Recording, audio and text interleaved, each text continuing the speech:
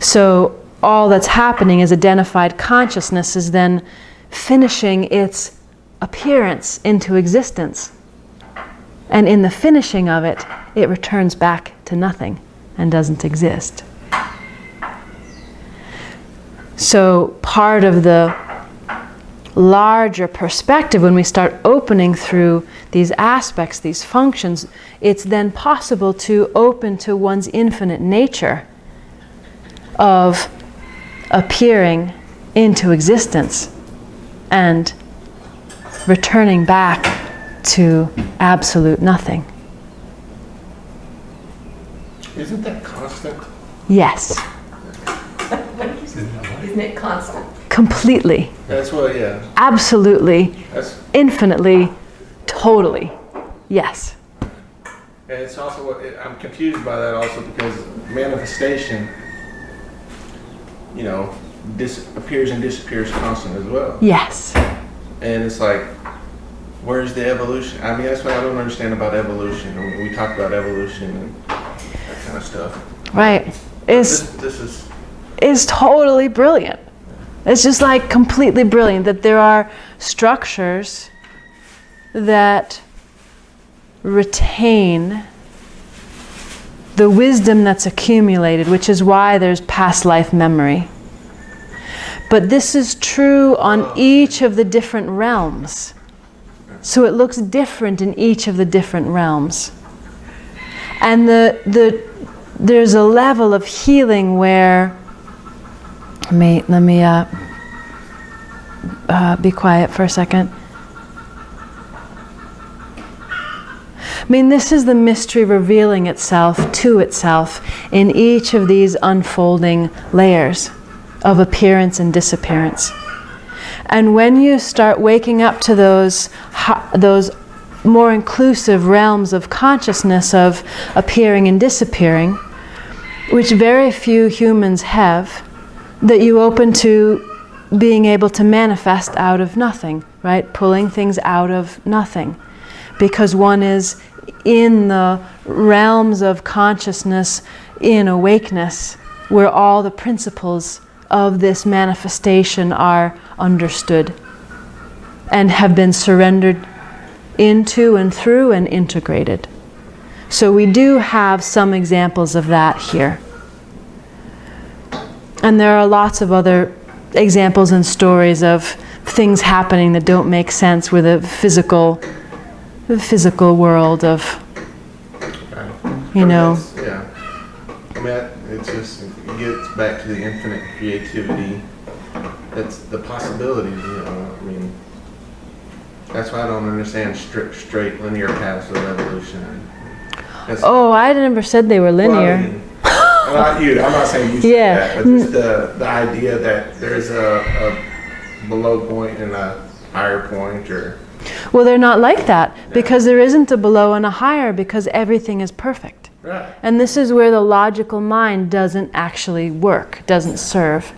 That the flower is the bud is just as gorgeous flowerness as the flower in an unfolding. Only in this other reality, the flower doesn't die in that way. Right? So that the perfection of creation is just as perfect now as it will always ever be. Yeah. So that's why, yeah. So the evolution is not a bettering the way the linear mind sets it up. Okay. That evolution is, and it is not linear. Right. So the multiplicity of what's happening is beyond human conception. And any sharing that I would do at this point would be a window into that. It's not the full picture, but it's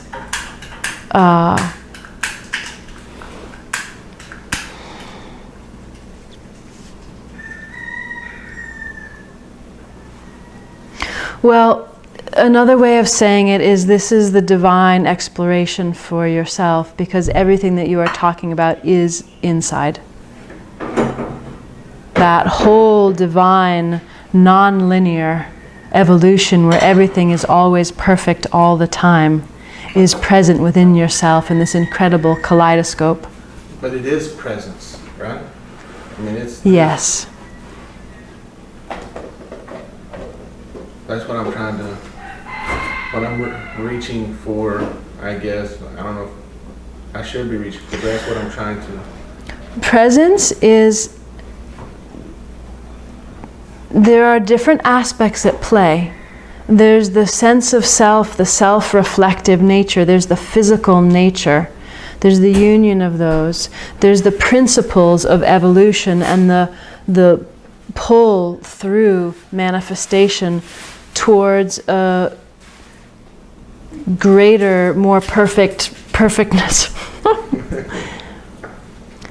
And it may be that where you're getting confused is you're resting with the I am presence that is not experiencing itself as the I am of physical being integrated through the physics of I am through all the different levels. And so there's a question of, well, presence has this emptiness that looks out. That's one aspect of I am. But it's also the entirety of everything, isn't it? I don't know if that's true. I'm just basing this off some sort of energetic memory or whatever's present for me. That singular I am is the same singular I am of everything, but the integration, the experience is different. Through a fuller conscious embodiment and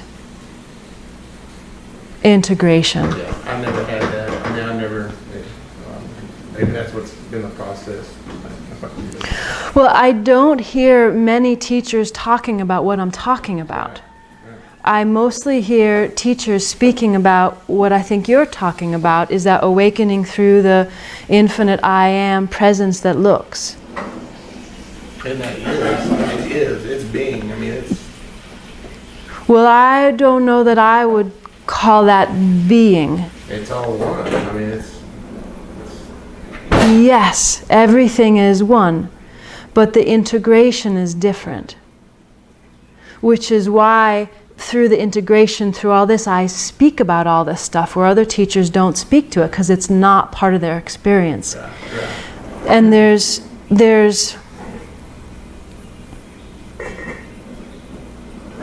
no one way.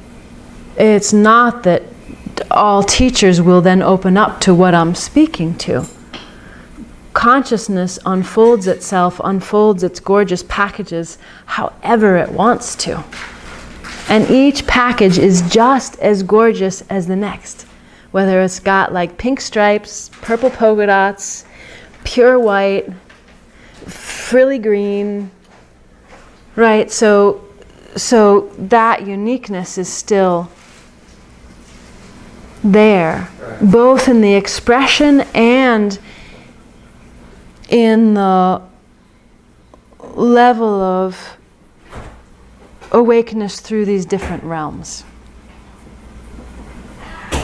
And for some, it's useful to have the guide of pure I am